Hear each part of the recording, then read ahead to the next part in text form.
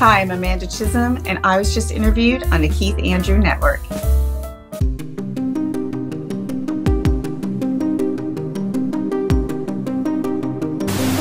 The whole point of my talk show is to show you that even with having a learning disability, I can still amount to something. And at the same time, I'm able to turn myself into an example for people out there dealing with any types of learning disabilities and disabilities to never give up and prove people wrong. Prove to them that labels do not dictate who you are and who you're going to be, so prove them and still amount to something. Ladies and gentlemen, my name is Keith Andrew, and this is episode 1076. 1076, and we are on the road to the holidays. Tonight, it's Monday Night Wrestling, and as you know, we have a banner on the screen. Monday Night Wrestling, if you're a fan of WWE Monday Night Raw, available on channel 38. If you're on the West Coast, that will be 5 o'clock your time, East 8 o'clock. For all those wrestling fans, make sure to check out Monday Night Raw. Now, with that being said, the first question I want to talk to you about is tell our audience a little bit about yourself. Well, my name is Amanda Chism. I began acting in the late 90s in Houston, Texas. In 2006, I moved to Los Angeles, where I pursued acting until, well, the pandemic. During the pandemic, my husband's job moved us out to they moved to Tempe, so we moved to Phoenix. And I just started acting again recently. It was hard moving during the pandemic and not knowing anyone or having any connections, but I'm really happy to get back into it. No, absolutely. And the reason, well, as you know, today's guest is Amanda, but you already heard that from the recommendation. But Amanda, it is an honor and privilege to have you with us. That's why I have the recommendation, so repeating the name twice is kind of redundant. So usually when I hit record, we just jump right into the interview process. Okay. But if it's an easy name for me to announce, like your name, it's more fluid. If I'm like, okay, wait, how do you pronounce it? How do you say that? Then I'm taking time away from you, if that makes any sense. Yes. So actually, the next thing, it's funny you should mention this. Our next subject I want to talk to you about is the coronavirus. For me, I always say it's a blessing in disguise. And the reason I say that is because everyone always joked about, oh, you know, I wish I can stay home and do nothing, and I can work from home and I don't have to leave. And, well, obviously you got what you wanted. Now, it's the complete opposite. People don't want to work, you know, and there's so many things I want to talk to you about. But the question I want to ask you is, how has the pandemic impacted your life, and do you see things differently? Well, I have young children, and at the time, my eldest had just turned 4, and the other one was 18 months when it first all went down. So all of a sudden, they were really with me, and how I parented changed. I wasn't working. I was pursuing commercials at the time, so I was still auditioning, but I was still a stay-at-home mom. I definitely plugged them in more, and I feel that in some ways my parenting went down and became less desirable in the means I was using. But it was just so much, and I know I'm not alone in that. Now they're still a little too plugged in. I am trying to get away from that, but the tablets just became such a part of their entertainment, part of their lives, that I can't really extract that from them without it being a punishment. As far as, of course, I haven't made much money at all since the pandemic. I think acting, I've made like less than $500 in the last few years. So it actually kind of, when we moved here, it just kicked me out of acting. And I just now got back into it with my first job over the summer. And then I finally got an agent. And so I'm just now getting back into it. So I don't know if I can really say it was just the pandemic, because it was also the move. No, absolutely. And if it makes you feel better, I make no money off this talk show. Not yet, I'm hoping, but as of right now, it's all freelancing, but it's all good. So the next one I want to ask, well, let me ask you, does your oldest child prefer to stay home and use the remote, or does she like actually being interactive and being there in person? She doesn't want to go out. They always want to stay home, and they don't really want to go out, but I make them go anyhow, and then they have a great time. Yeah. So, but it's a meltdown before we get out of the house. And I found, when speaking to other mothers, that they're actually encountering the same thing, that their kids don't want to leave the house. And I was thinking, well, maybe we're doing too much and it's too overwhelming.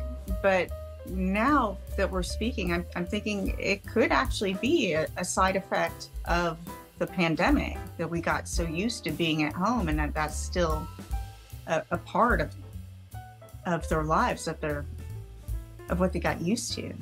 No, I agree with you 100%. I remember when we first had the lockdown, yes, you went out for groceries, went out for gas, but then you had to work from home. I don't miss that, fighting over the internet.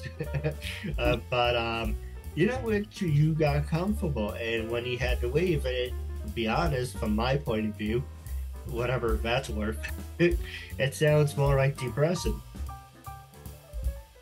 I'm sorry, what? Oh, it sounds like more like depressing. Yes. If I'm someone who actually experienced depression and anxiety, I can actually relate, because when I was sick a couple of years ago and I was recovering, I didn't want to leave the house. I used to have a panic attack, but now I don't want to stay home. How you look at life is not saying how you want to get things out of it. You just need to look at it in a different point of view. Saying, you know what, I have to go out. I want to start my life. There's so many things out there. And it's kind of like with my disability. I'm saying, yeah, I fall under the spectrum of being retarded, so I walk around with my hands out. Things are not going to be handed to you.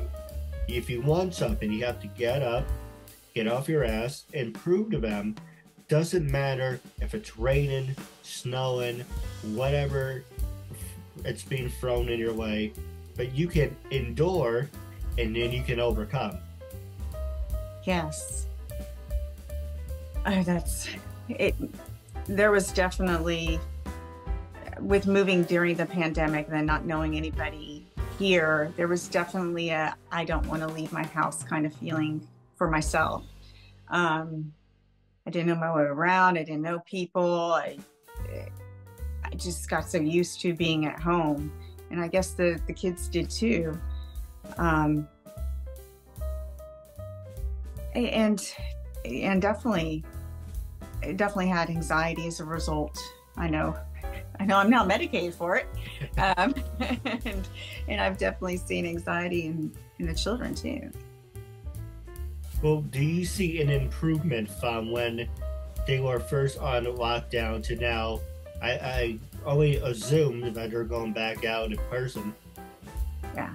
Oh yeah, we are.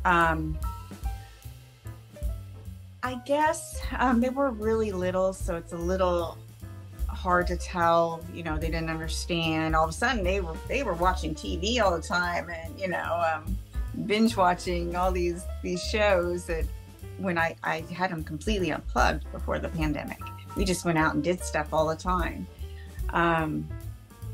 So all of a sudden, there were things that I guess seemed like perks at the time. And then since I had two of them, thank goodness, they always had somebody to play with at least. Um, I know they missed their friends, and there was definitely an impact on education, particularly with my eldest. She's behind now. And I think it's because of the pandemic. She missed a whole year really of her education, and now I just don't want her to slip through the cracks. I completely understand. But let me ask you this. Are your kids interested in following in your footsteps as being a professional actress? No. And they had an agent back in LA. They had my agent, and I would take them out. My eldest and I did shoot something together once, but that's it. She would like to be a YouTube star, and she has a camera, and we keep telling her to practice and figure out, lighting. Like, I'm losing my lighting right now, which I hope you can't tell too much. But to practice, figure out angles, figure out lighting, you just really gotta work at it, but she doesn't want to put in the effort yet. She'd rather, just watch others and say that that's her training. Well, if she's ever interested, I'm more than welcome to have her on the show. Oh, wow. She probably would be. You look at TikTok, I noticed recently, and some of the TikTok stuff, it's okay, this is interesting, I can get behind this. And some of it, it's just really freaking stupid. It's, like, there's one woman who's a vampire. Like, oh, I hold you in the palm of my hand. Or you have another one like, I throw a flower on your grave. Thank you for the $1.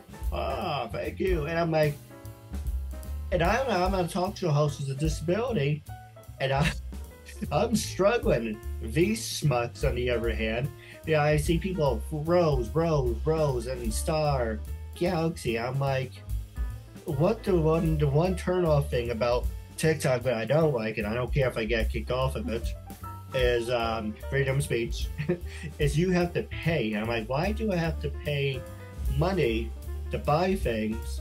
It's like, you're a TikTok star, hypothetically, you're a TikTok star.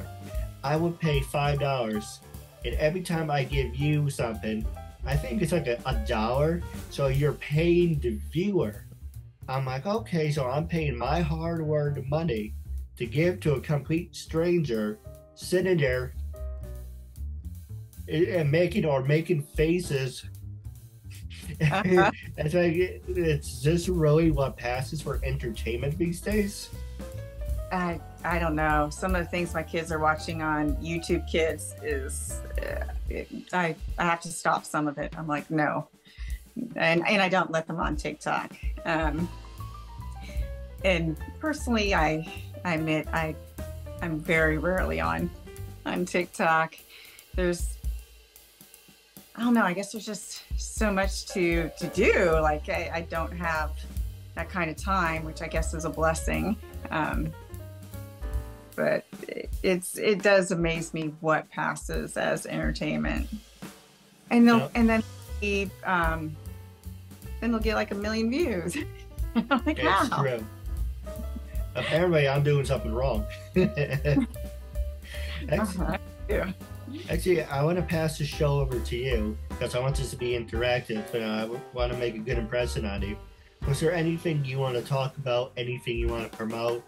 You can ask me anything you want. I have no cards on my sleeve. That's what's great about my show. It's interactive, and you make a new friend out of it. Yes, that is awesome and so impressive. 1,076. I'm always going to remember that number now. Well, I do want to say that as female actors,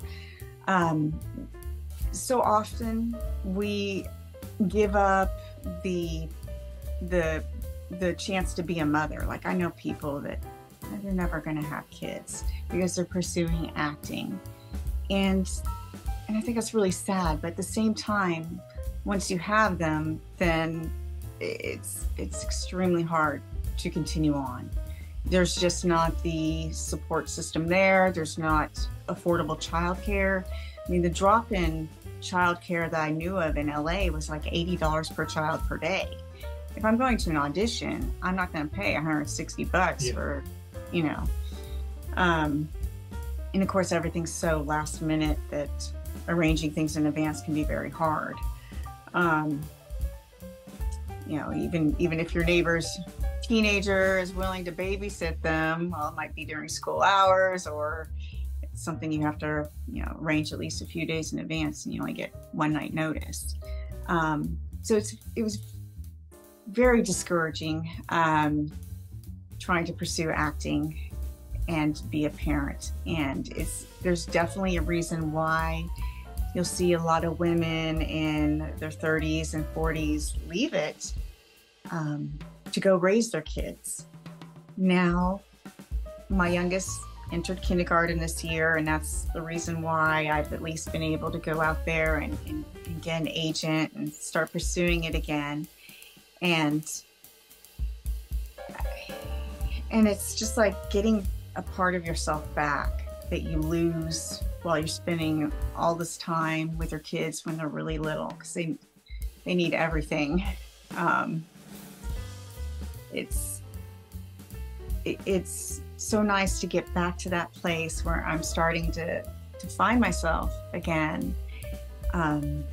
Over the summer in, I think it was June or July, I auditioned for a short film. And it was my first taped audition in a few years. And I booked it, and we shot, and it was great. Then I got the agent.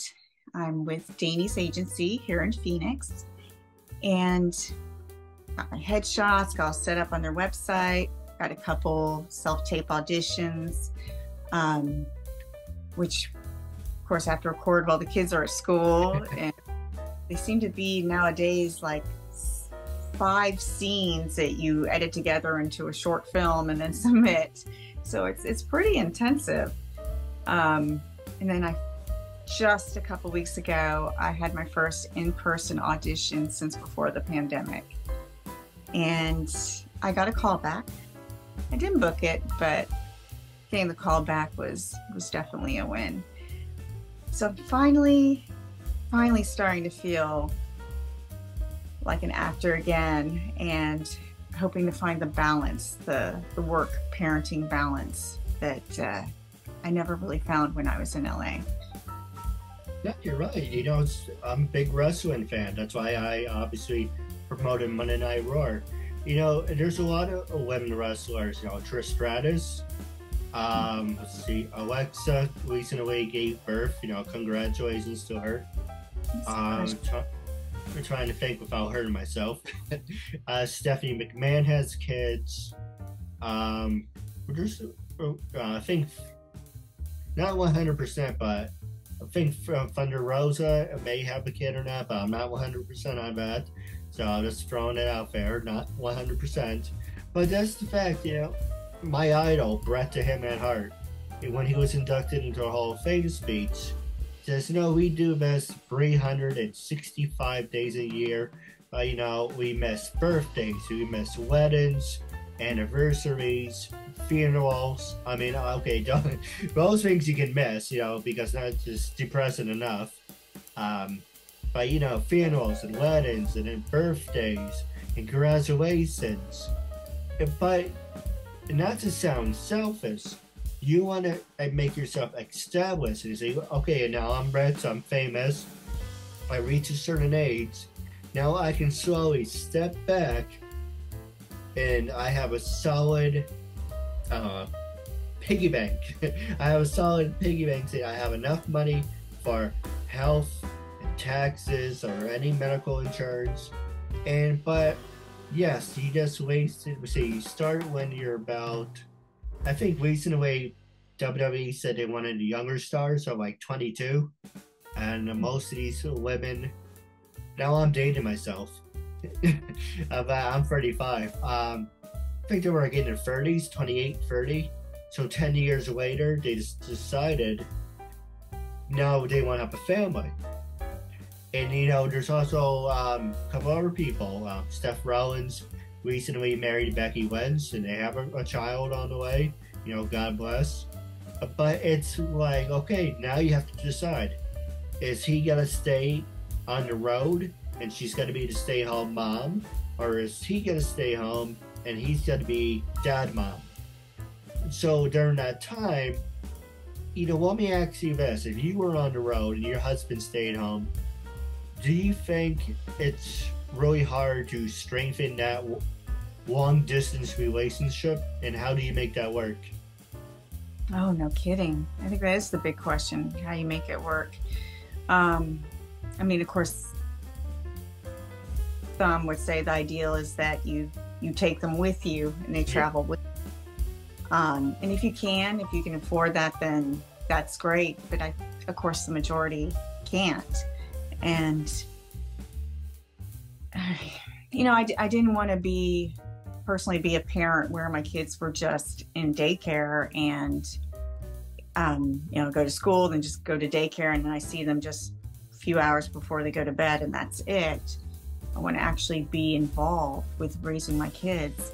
And so it becomes really hard having that work-family balance, because there's no such thing as the superwoman or the superman that can do it all. There's going to be something that suffers, and something that you have to compromise on. No, you're right. And go ahead. I'm sorry. It's hard to know what to choose to compromise on. It's really hard. Yeah, it's true. You hear it today in actors. I think Brad Pitt or another Brad. There's a lot of Brads out there. I think it was Brad Pitt who's getting a divorce, and it's kind of like in Anna Jolie, they break up, they get back together, they break up, but it's kind of like, what's more important to you, your career or your family? And it's like I said, it's really hard to balance the two. The reason I don't want to have kids is, not to sound like an asshole, the reason I don't want to have kids is I have a disability, and I'm very sensitive around certain things, certain subjects.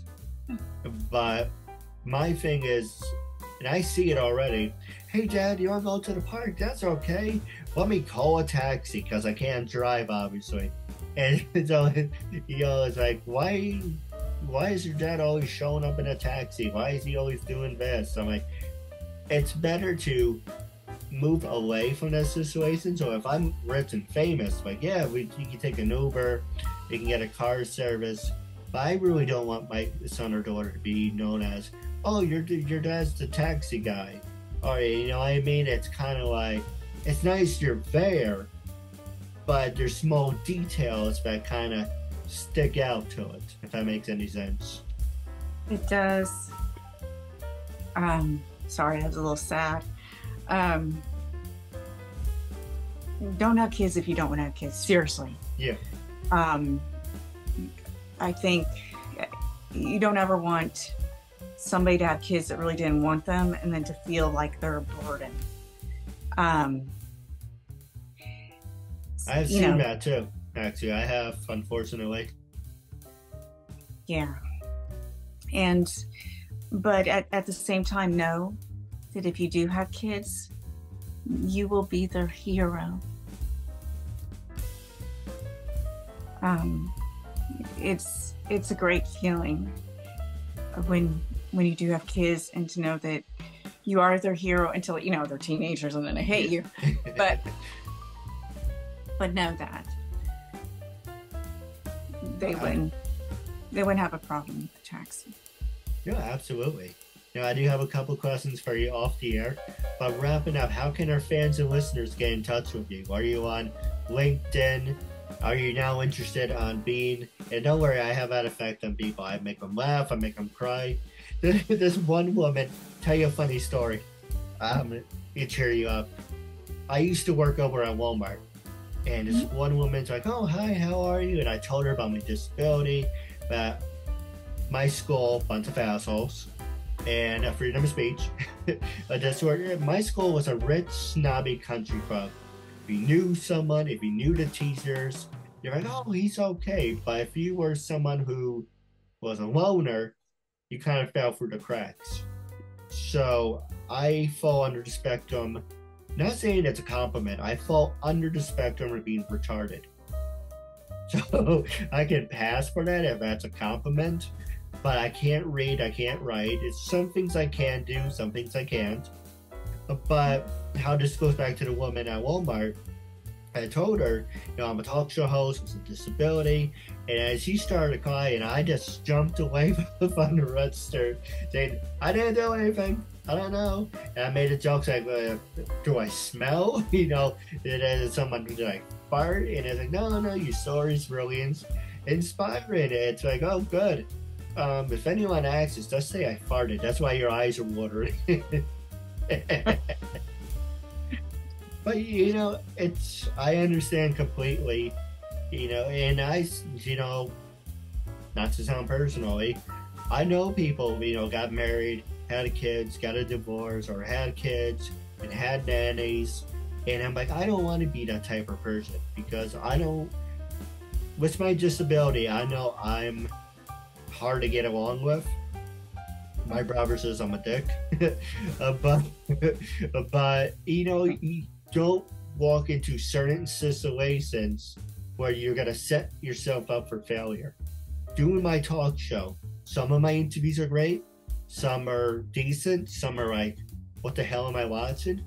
But it's a learning aspect. I didn't go to college. I don't have a BA, I don't have a bachelor's, but look at what I accomplished for 10 and a half years. Thanks to you, 1,700, I almost said 700, but we're going to get there, 1,076 episodes. I met some great people, and I met some people I'm kind of like one-time wonders, but all that matters is I hope I made a good impression on you, and we will definitely do a part 2 interview. But last question I want to ask you is, how can our fans and listeners follow you on social media? On Instagram, I am Amanda J. Chism. My middle initial J stands for Jennifer. On Facebook, if you search for me, I think it's just Amanda Chism, but otherwise be facebook.com/Amanda J. Chism.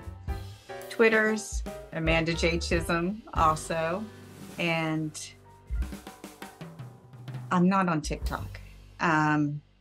I'm not sure what other social media I have. I have a personal website, amandachism.com. That's going to be completely redone soon. My webmaster's retiring. So, and that's how you can contact me. No, absolutely. Now stay tuned for our interview. We're going to do Off the Record with Keith Andrew. That's available on Instagram and TikTok. Also, it's going to be everywhere, but I try to only have it on TikTok and Instagram only because you're supposed to post something once a day. So instead of taking pictures of like this every single day, it's kind of like you need something compelling. So that's why I created a new show, Sit Down with Keith Andrew. We're going to hear that in a couple of minutes. But we're wrapping up our interview. It was a real honor and privilege having you as a guest, and I'm looking forward to part 2. So until we meet again, happy holidays and God bless. You too. Thank you.